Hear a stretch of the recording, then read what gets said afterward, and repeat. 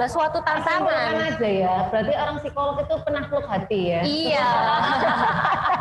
Penakluk hati banyak orang. Banyak orang. Oke.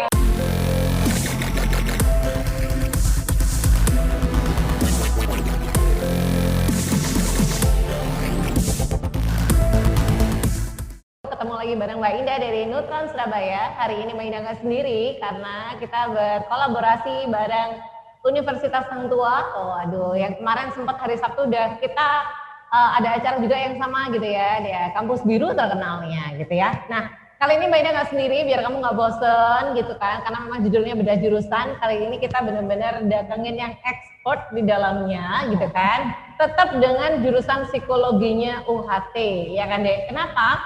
Kenapa Nutron pilih jurusan psikologi? Karena mostly dari kalian baik kita anak IPA ataupun anak IPS masih aja pilih psikologi ya kan?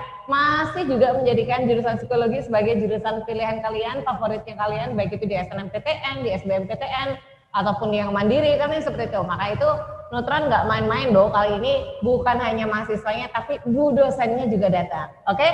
Nah, siapakah narasumber kita pada siang hari ini? Siapa ya? Langsung aja di sini sudah hadir bersama kita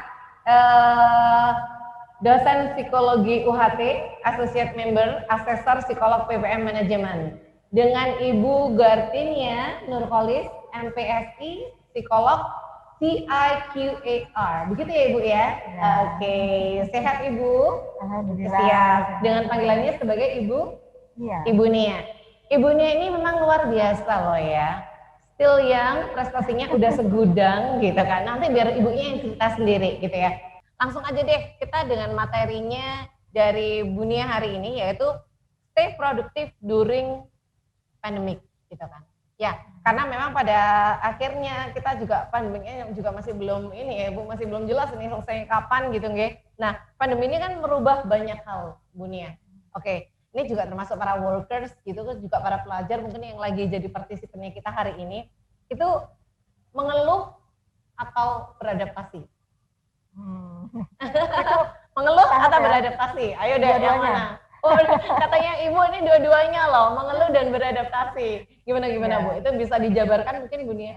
Ya, yang dikatakan mengeluh itu adalah reaksi awal. Oh, reaksi awal. Menghadapi pandemi gitu ya. Memang kan pada saat kita dihadapkan dengan pandemi itu seperti kan dihadapkan dengan sesuatu hal yang tidak kita inginkan. Betul Nah, sekali. itu kan seperti stresor gitu ya. Penyebab apa yang menjadikan yang kita inginkan itu tidak tercapai. Sehingga reaksinya itu bisa macam-macam gitu ya. Marah gitu, kemudian sedih, menangis, mengeluh dan lain-lain lah. Sebagai reaksi awalnya. Reaksi awal. Dan itu wajar ya Bu? Wajar. Nah, ini gimana Bu? Kalau kita langsung masuk aja di materi mungkin ya, Bu Nia ya. Oke, mungkin kita ada share slide-nya Ibu, mungkin yang bisa di sini disampaikan. Nah, seperti ini Bu Nia. Oke, monggo Bu Nia. Silahkan. Oh iya, jadi ini adalah beberapa perubahan kondisi yang terjadi selama pandemi ya Mbak. Iya, betul sekali. Yang pertama ini perubahan dari segi sosial Mbak. Sosial. Ya, kita itu adalah makhluk sosial yang selalu berinteraksi dengan orang, nggak bisa hidup sendiri. Bahkan yang ada di sekitar kita itu menjadikan kita berkumpul. Contohnya ada kafe gitu ya, terus kemudian kafe-kafe semakin menjamur lah, gitu ya. Iya, lagi musim gitu. Tapi setelah pandemi ini justru kita nggak boleh berkumpul. Iya, betul. Kita harus menjaga jarak gitu ya. Kita jadi anti sosial ya Bu? Enggak ya Bu? Bukan anti sosial, bukan ya? Apa ya, jadi dibatasi semuanya gitu ya, iya. ketika kita meskipun tercipta sebagai makhluk sosial pada akhirnya. Oke, siap-siap. Jadi orang yang kita harus sendiri, nggak boleh sama orang. Karena kan pandemi ini, apalagi COVID ini, virus COVID ini kan akan semakin kasusnya juga lagi up gitu ya Bu banyak ya. kalau kita berinteraksi dengan orang. Betul sekali. Kemudian untuk yang kedua itu di bidang sebentar Mas, yang sebelumnya ya ada di bidang ekonomi industri. Ini berarti yang lagi dipelajari sama Ibu juga nih ya, budaya dan pendidikan. Mungkin kita bisa fokus ke ekonomi industri Bu, karena kan memang kita lagi ngobrolin psikologi dengan minat di industri organisasi. Nah, seperti apa Bu ini perubahannya kalau di ekonomi industri? Kalau di ekonomi industri ini kan memang di bidang ekonomi ya tadi, karena ada pembatasan, kita nggak boleh berkumpul, otomatis orang jualan itu jadi sepi. Iya, gitu, Mbak, betul ya. sekali Bu. Terus kemudian Omsetnya yang turun omsetnya gitu. turun. Nah, ini juga nggak ngefek di pedagang kecil aja, Mbak. Hmm. Kalau pedagang kecil mungkin tadinya yang sekolah-sekolah ada, kantin itu rame. Iya, Terus betul. kemudian Tempat ada yang jajannya adik-adik itu ya Bu jajan-jajan biasanya. itu Iya. yang abang-abang jualan Iya, betul. itu rame. Ini nggak ada. Itu yang kecil, Mbak. Mhm. Yang besar juga, Mbak. Kita lihat toko-toko yang ada di mall itu, yang tadinya memang ya di masa ekonomi ini kan sudah agak turun gitu ya mereka ya, karena Betul sekali. ada apa namanya resesi ekonomi. Tapi adanya pandemi ini juga semakin memukul mereka gitu. Iya, iya. Yang tadinya misalnya tempat makan itu rame gitu di Iya. mall-mall, akhirnya sepi. Iya, betul sekali. Nah. Kemarin saya sempat ditolak Bu di restoran. Nah, itu. Mohon maaf ya Bu sama satpamnya gitu. Ini cuma 25%. Udah jauh-jauh ke Juan dan ternyata nggak boleh Bu di Maangking itu. Oh ini benar-benar dia menerapkan standar. Dan ini sangat mempengaruhi Bu ya di bidang ekonomi ya. Oke, Jadi oke. ya, efeknya ya nanti bisa apa namanya perusahaan ini kan ya tantangan buat perusahaan ya, karena dia yang permintaan pasar turun tadi, efek pembatasan sosial tadi kan dia Betul. permintaan pasar turun. Mhm. Akhirnya dia juga nggak bisa bertahan, Mbak. Jadi karena dia nggak bisa bertahan kan yang dilakukan dia ya efisiensi ya. Betul sekali. Jadi bagaimana cara dia untuk survive di kondisi seperti ini, bisa jadi dia pengurangan Iya. ya. Ada yang ada di poin pemotongan ini ya gaji Bu ya. Ada di poin nomor 1 ini ya Bu ya. Jadi Iya. ada PHK ya, kemudian mungkin Iya. yang dirumahkan itu gitu ya Bu ya. Oke, oke. Itu banyak, Mbak, karena mahasiswa saya banyak yang alumni ya, banyak yang kerja, terus selalu ngeluh sama saya, Bu, saya barusan harus PHK orang, Bu, kasihan nangis-nangis kayak gitu. Jadi kan betul sekali. Jadi beban juga ya sebenarnya iya, ya Bu ya. Oke. tapi ya gimana lagi ya, memang efisiensi ya, Mbak ya. Iya, betul sekali. Dan mungkin yang di poin yang kedua ini Bu, produktivitas dan engagement karyawan menurun karena bekerja dari rumah. Ya, Karena mungkin kalau di rumah nggak fokus ya kerjanya ya Bu ya. betul. Kadang orang itu gini, Mbak ya, mindsetnya dulu kan memang setiap kalau saya kerja, saya fokus di kantor, saya kerja. Iya, betul. Tapi kalau saya Udah udah sampai pulang ke rumah, rumah, nah ini ya udah di me time rumah. nih. Nah, Oke, me time betul nih. Jadi sekali. waktu saya dan keluarga saya, waktu saya sendiri, saya nggak mau berurusan dengan pekerjaan. Nah, padahal dengan kondisi yang pandemi begini gitu ya, Mbak ya, di rumah itu bukan libur, gitu ya, bekerja, tapi kamu kerja dari rumah. Betul gitu, sekali Mbak. gitu ya. Nah, karena itulah yang masih belum bisa diterima oleh worker gitu ya, itu menjadikan produktivitas mereka turun. Jadi mereka di rumah itu libur gitu. Dan perusahaan, kalau kamu libur, perusahaan ini nggak jalan, ya kamu nggak gajian gitu kan. Iya, betul sekali. Nah, itu kayak gitu, Mbak. Jadi, karena dia ya tapi susah Bu fokus bekerja dari rumah. Banyak sekali gitu yang repot gitu ya. Makanya di sini kan ada penurunan gitu ya. Penurunan kreativitas gitu, penurunan produktivitas ya pada mau nggak mau ini adalah salah satu efeknya juga gitu ya Ibu ya. Oke. Manajemen waktu, manajemen tempat. Jadi iya benar-benar. Sebenarnya gini, Mbak. Berkaitan dengan kedisiplinan nggak sih Bu? Betul. Jadi kita memang untuk memelihara engagement dan produktivitas sendiri itu kita harus memiliki motivasi diri yang kuat ya, Mbak. Karena kenapa? Karena ini kan pandemi ini ngefeknya kemana-mana. Kalau kita nggak produktif, kita nanti bisa gaji kita turun atau bahkan bisa jadi kita dipecat gitu. Betul. Nah, motivasi itu yang harus menjadikan kita tetap produktif. Jadi gimana caranya ya mengingatkan diri kita sendiri gitu ya. Kalau nggak dipecat gitu. Ya. Nah, kemudian di sini untuk yang lingkungan bekerja sehat karena banyak tidak sehat ya Bu karena virus. Kemudian untuk yang poin keempat Bu, perubahan strategi bisnis dari yang konvensional menjadi bisnis digital. Ini. Ya. Ini juga salah satu efeknya ya Bu. Menurut Ibu ini termasuk efek yang positif atau yang negatif Bu? Ya ini atau both keduanya? Kalau saya lebih saya memikirkan harusnya positif ya Mbak. Karena gimana ya? Kita itu kan mengikuti tuntutan zaman gitu ya. Kalau di industri sih kita biasa berubah ya. Jadi kalau mereka yang memang survive, ya dia harus mau berubah. Betul. Nah, tapi ini kan tidak semua begitu Mbak. Kadang ada perusahaan yang dia modalnya kecil kan dia nggak bisa mengadakan perangkat elektronik yang dia memang butuhkan gitu ya, untuk yang di era digital gitu. Kemudian strateginya dia ada yang lebih lebih menyukai konvensional dengan tatap muka, ketemu di kafe. Nah, selama ini kan nggak bisa. Nah, terus kemudian untuk kalau perusahaan itu butuh modal besar untuk pengadaan peralatan gitu Mbak ya, peralatan untuk mendukung digital. Terus kemudian kalau untuk yang yang untuk karyawannya pekerja, dia juga harus pengadaan sendiri.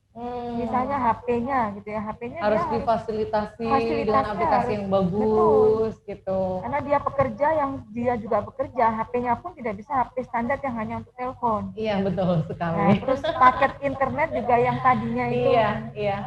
mungkin hanya untuk chattingan apa. Nah, ini kan harus lebih besar karena Iya untuk betul sekali. video, telekonferensi itu kan dia webinar butuh paket gitu ya. yang sangat besar. Siap, oke. Jadi mulai dari perusahaan sampai ke karyawan ini sebenarnya efek untuk Mengalami strategi tantangan ini sendiri ya Bu ya. Iya. Oke.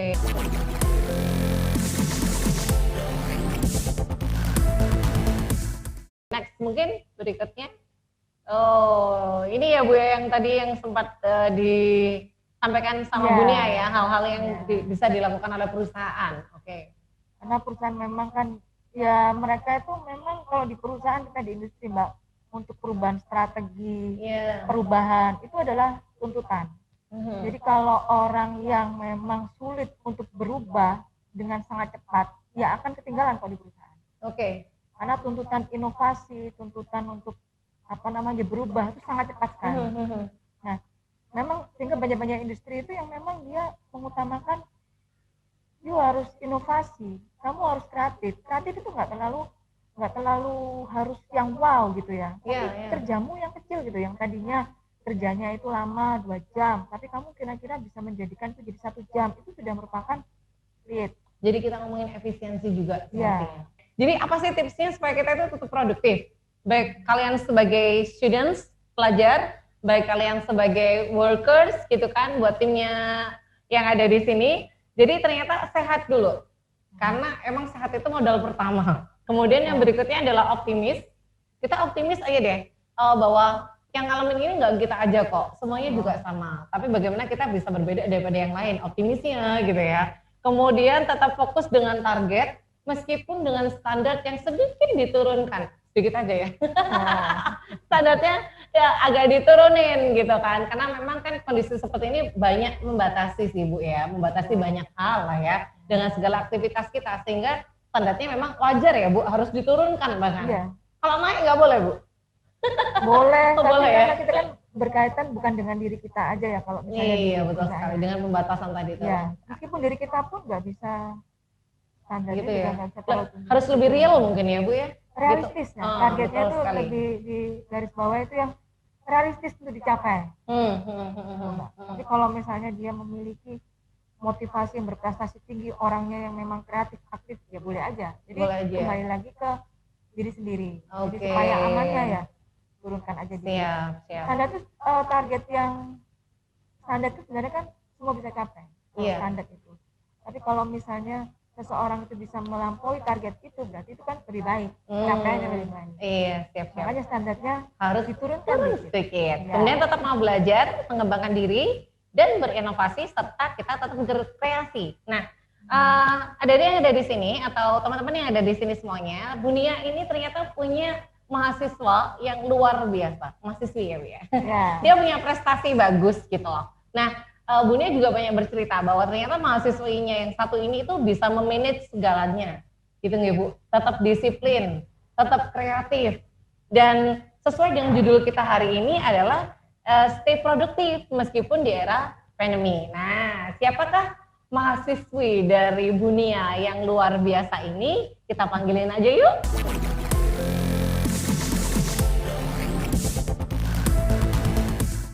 Ini adalah salah satu mahasiswi UHT gitu ya, yang bernama Kak Ihmatul Rizkia Fitriani. Iya. Panggilannya adalah Kiki. Kak Kiki. Oke, Kak Kiki, aktivitasnya today apa? Kalau sekarang sih lagi kuliah, jadi saya semester 7 di Fakultas Psikologi Universitas Sangtua Surabaya. Oke. Jadi ternyata Kak Kiki ini tercatat sebagai mahasiswi di semester 7 di UHT gitu ya. Oke. Kak Kiki, kenapa sih kok pilih psikologi UHT? Biar bisa ketemu sama Bu dosen, biar ketemu sama Bunia yang expert atau gimana? Coba ceritain. Itu salah satu alasan, tapi ketika sudah kuliah. Ketika sudah kuliah ya? Ini Iya. dosen favorit kayaknya. Iya. Selalu di hati gitu ya? Iya. Oke, gimana? Kenapa kok pilih psikologinya UHT? Jadi dulu saya itu pingin banget kuliah di psikologi. Terus emang, saya emang pengennya iya, gitu ya. Oke, terus passionnya saya merasa bahwa jiwa saya itu sebenarnya bener nih di psikologi Oke, gitu kan. oke. Terus karena saya melihat beberapa universitas terus wah kayaknya kalau saya nggak bisa masuk negeri saya harus cari nih swasta di mana gitu kan. Terus saya merasa bahwa di psikologi UHT ini kalau saya lihat psikologi kemaritiman gitu, nah berarti ada sesuatu yang beda. Terus nggak tahu kenapa menurut saya psikologi UHT itu kayak ada sesuatu yang beda aja yang menarik hati saya buat ke psikologi seperti itu.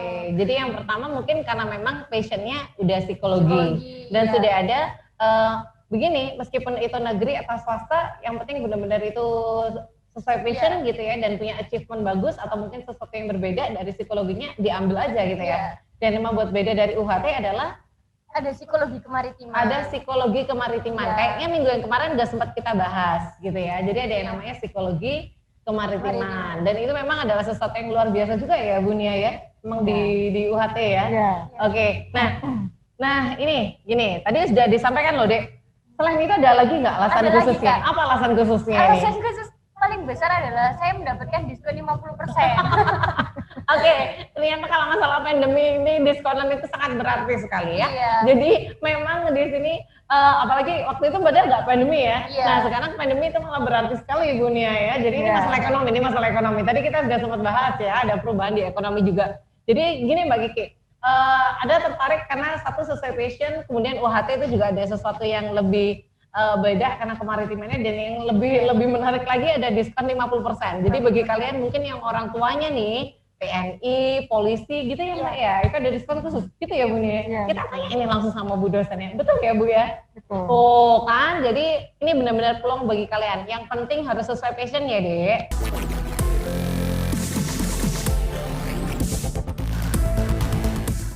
Oke, jadi Kak Kiki, tadi disampaikan bahwa bagaimana sih Kak Kiki tadi pengalamannya gitu, supaya tetap produktif ketika pandemi. Nah, jadi mahasiswa, padahal sekarang kuliahnya daring semua tuh. Nah, seperti apa? Produktifnya seperti apa nih? Berinovasinya. Berinovasi. Nah, kalau dulu sih karena ada mata kuliah kewirausahaan itu Kak, jadi saya itu dan teman-teman harus membuat suatu produk di mana kita harus mendapatkan sesuai target seperti itu. Gitu. Nah, target saya waktu itu adalah 12.500.000 Kak di masa pandemi dalam waktu 5 minggu. Nah, kira-kira teman-teman adik-adik di rumah ini bisa membayangkan kan bagaimana dapat untung 12.500.000 di tengah pandemi seperti itu Kak. Terus gimana tuh? Nah, terus di situ sempat sedih, marah gitu. Kenapa sih ada pandemi gitu ya? Tapi gitu ya. Iya, protes. Seperti kata Bu Nia tadi, kalau misalnya mengeluh 1 minggu aja, seminggu selanjutnya harus cari cara buat gimana nih biar tetap bisa produktif. Nah, akhirnya di situ saya bersama teman-teman saya mau mengkoordinir teman-teman untuk kita bisa gitu. Nah, karena di psikologi itu teman-teman, kita itu diajari untuk menjadi seseorang tuh yang selalu optimis, nggak boleh pantang menyerah seperti itu. Iya. Akhirnya di situ kita berusaha untuk mencari gimana sih cara-caranya kita biar tetap bisa dapetin 12.500.000. Akhirnya kita berusaha untuk karena waktu itu ada PSBB, kita pagi-pagi bangun subuh untuk masak dulu, terus kita jualan. Jualan apa kalau boleh tahu? Waktu itu kita jualan olahan pisang, ada banyak, ada pastel pisang. Itu biasanya. Iya, dan untuk membuat suatu produk itu di psikologi UHT itu nggak segampang itu untuk bisa, udah buat ini. Apalagi kalau Bu Nia ini standarnya tinggi sekali Kak, jadi wah nggak bisa gitu, kamu harus survei dulu ke pasar, apa iya jualan pisang itu sekarang diminati, terus apa aja kekurangannya, kelebihannya apa gitu. Jadi pisangnya tuh nggak langsung lolos gitu, harus melalui uji tes Bu Nia dan dosen-dosen lain pisang, gitu. Ya. Ternyata sama Bu Nia pisangnya ini olahannya bagus gitu mungkin ya. Dan itu kita nggak cuman belajar jualan gitu, kita harus gimana nih minggu ini kita inovasinya segini, minggu depan kita inovasinya harus seberapa gitu. Jadi di psikologi itu apalagi UHT itu menurut saya berkesan sekali karena saya tuh nggak cuma belajar psikologi, saya belajar tentang kemaritiman, gimana sih orang-orang di pesisir itu, terus saya juga bisa belajar kewirausahaan. Jadi ketika misalnya teman-teman udah lulus ingin jadi HRD, tapi kadang kan kita gimana ya Kak, ada kata nasib gitu kan, belum tentu kita bisa Oke. langsung jadi HRD. Nah, ada salah satu cara juga, kita kan udah belajar wirausaha, mungkin wirausaha itu bisa kita terapin nih ketika lulus, siapa tahu kita awalnya mau jadi HRD malah kita jadi bosnya jadi gitu. pengusaha. Iya, Jadi ownernya, jadi ownernya, pemiliknya gitu ya. heeh. Oke, keren-keren ya. Jadi emang seperti itu menariknya gitu kan. Iya, Ternyata menarik di banget. psikologi UHT kemaritiman oke gitu kan. Mental-mental jiwa juga diajari Iya. gitu kan ya. Menghadapi banyak orang, terus habis Betul itu sekali. kewirausahaan juga dapat komplit ya berarti ya. Komplit, heeh. Masya Allah. Ini di semester berapa Mbak? Di semester Kak 7. Kikinya? Oh, di semester 7. Oke. Dek, ini loh ya. Jadi yang didapetin Kak Kiki itu ternyata banyak banget gitu kan. Nah, ini orang yang langsung yang ngomong. Jadi bukan Mbak Indah. Artinya di sini kalau belajar psikologi itu nggak hanya sekali kita bilang, oh ini dokter mental aja deh. Enggak, banyak yang bisa didapetin. Yang mungkin seperti ini ya. Nah, ini bisa di kamu cek juga ini di slide-nya ini ya. Iya. Bisa bertemu banyak orang hebat. Oh, yang seperti tadi ya, Iya. ketemu HRD dari perusahaan-perusahaan yang gede gitu kan. Tapi itu Kak, untuk bisa ketemu HRD itu kita harus bisa meluluhkan hatinya loh. Oh. Jadi nggak segampang itu karena mereka itu adalah orang-orang yang sibuk. Nah, kan. gitu. Jadi kita di situ dilatih soft skill-nya. Gimana Iya. sih kita itu jadi orang tuh bisa menaklukkan mereka yang sibuk itu hanya untuk kita yang mahasiswa seperti ini itu adalah suatu Tantangan tantangan. aja ya. Berarti orang psikolog itu penakluk hati ya. Iya. Penakluk hati banyak Penakluk orang. hati ternyata banyak ya. orang. Oke, ini Kak Kiki loh yang ngomong. Jadi kalau misalnya kamu, aduh kok kayak aku susah banget ya naklukin pasangan aku ya kan. Masuk psikologi ya. Iya. Rasanya kalau kita udah Ini sebenarnya ketawa-ketawa ini. Udah menaklukkan Bener. hati banyak orang ini. Iya, Mahasiswanya ada udah contohnya. banyak sekali nih ditaklukkan kayaknya ya. Oke, luar biasa sekali ya Kak Kiki ya pengalamannya. Pak, jadi kalau Bunia ternyata ini kan memang psikologinya kita ini psikologinya UHT ini ya. Aku bilang itu keren banget ya, lengkap paketnya. Nah, Ya, lengkap. kalau ada yang tertarik gimana Bu cara daftarnya Bu? Cara daftarnya nanti bisa ke website kita aja Mbak ya. Oh lengkap ya Bu ya? PMB, sangtua.ac.id. Nanti di situ siap. bisa lengkap lah. Mau cari apa aja ada. Gitu ya.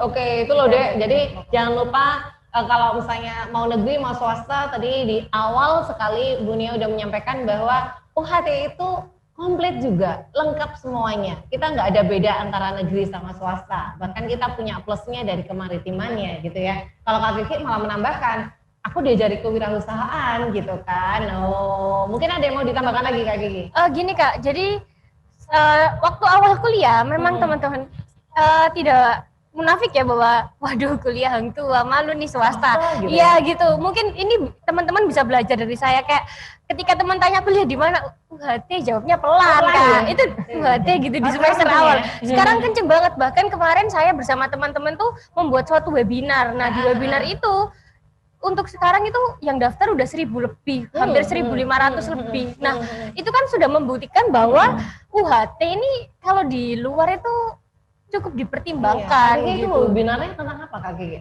Webinarnya yang pertama kita tentang mengatur emosi dan yang sekarang tentang bagaimana kita bisa tetap berprestasi di masa pandemi. Dek, bagaimana kita masih tetap bisa berprestasi? Tanya dong, kalau misalnya sisanya aku ikut boleh? Oh boleh, Oh, itu boleh. memang untuk pelajar dan mahasiswa. Nah ini kan pengen punya prestasi bagus di era pandemi, ikuti webinarnya Kak Kiki. Iya. Bimbingannya siapa? Bimbingannya Bunia, ya kan?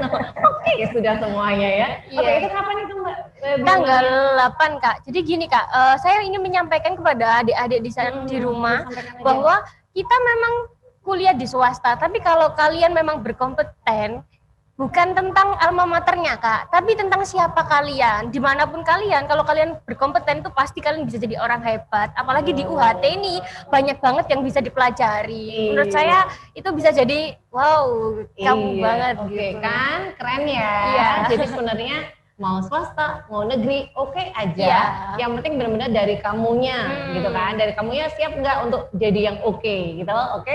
Nah, mungkin ada lagi yang mau disampaikan. Gimana tuh caranya supaya dapat diskon 50% itu tuh kalau yang misalnya di UHT mungkin ada yang ada di sini pengen kepo-kepo nih. Nah, seperti apa? Oh, oke. Ini- Jadi di UHT itu ada banyak ini Kak, banyak jalur untuk masuk ke UHT. Nah, yang pertama ada jalur PMDK, nah itu jalur undangan. Nah, nanti teman-teman bisa mendapatkan surat dari universitas terus dikirim ke sekolahnya. Tapi kalau mau tanya mau info lebih lanjut bisa langsung ke webnya. Terus ada juga jalur reguler. Nah, di sini tuh dengan melalui tes Kak, melalui beberapa tahap. Oh ya. Ada juga jalur beasiswa, yang pertama untuk keluarga tidak mampu, dan yang kedua bisa buat ini mahasiswa-mahasiswa yang berprestasi dari seni, terus dari olahraga kan biasanya ada yang mahasiswa ada berprestasi. yang ya kan? Ada yang habis Quran, ada ya habis Quran. Iya. Terus ada juga dengan ini Kak, jalur anak TNI AL. Nah, itu diskon 50%. Nah, Kak Kiki sampaikan ya. Oke. Jadi saya itu kuliah dari semester 1 sampai semester sekarang itu diskon, bayarnya itu cuma mengandalkan diskon Kak, 50% gitu. Tapi bukan berarti terus diskonan kita jadi anak yang ini ya, justru Iya. kita harus jadi yang lebih luar biasa lagi ya. Oke. Terus juga bisa dengan jalur pindahan. Jadi barangkali teman-teman dari universitas lain kok, karena wah ternyata psikologi UHT ini paling the best, jadi pindah ke UHT bisa juga. Siap.